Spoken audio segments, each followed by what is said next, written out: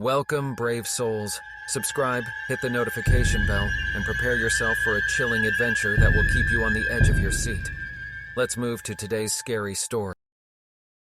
I couldn't believe my luck when I managed to book a room at the historic Grandview Hotel for a couple of weeks in a remote area.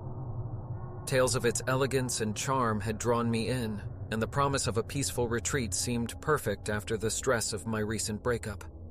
Little did I know that my stay at room 313 would be far from tranquil.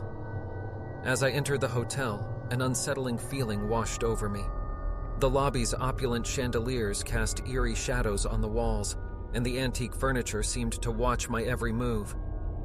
I brushed off my unease, attributing it to the building's age and my overactive imagination. Upon reaching room 313, I hesitated for a moment, but my excitement to experience the hotel's old-world charm overpowered my apprehension. The bellboy unlocked the door, and a musty scent engulfed me as I stepped inside.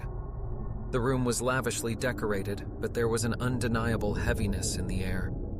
As night fell, I lay on the sumptuous four-poster bed, trying to drift off to sleep. That's when I heard it, a faint whisper, like a soft murmur carried by the wind.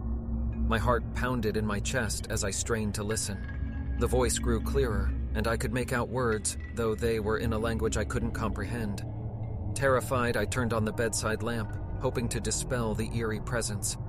The whisper subsided, and I convinced myself it was just my imagination.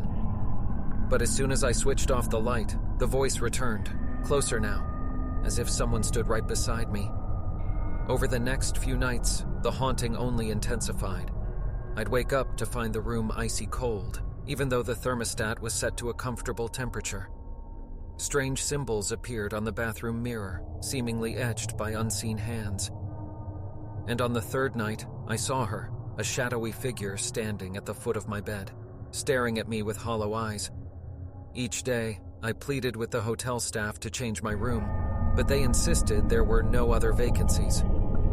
They looked at me with a mix of sympathy and apprehension, as if they were aware of the room's sinister history. Determined to uncover the truth, I delved into the hotel's archives.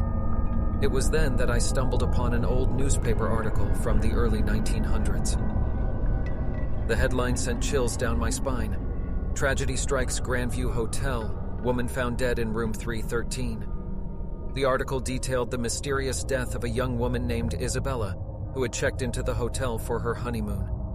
Her body was discovered in room 313, and her death was ruled as a suicide. But locals spoke of a darker tale, that Isabella's husband had been involved in occult practices and that he had summoned an evil entity that eventually drove her to take her own life. As the pieces of the puzzle fell into place, I realized that Isabella's restless spirit was trapped in the room, tormented by the malevolent force conjured by her husband. Desperate to escape, I sought the help of a local medium. I stayed outside of my room while he performed a cleansing ritual in an attempt to release Isabella's spirit from the clutches of darkness. For a brief moment, it seemed like he succeeded. The room felt lighter, and the haunting ceased. But that night, as I lay in bed, a blood-curdling scream pierced the silence, and the room plunged into darkness. The malevolent force had returned, angrier and more powerful than ever. I jumped out of bed, picked up my suitcase, opened room door, and rushed out, never looking back. I told the hotel staff about my worst experience in the haunted room and asked them to close it for good. I heard after a while that room 313 has been closed for the hotel future guests,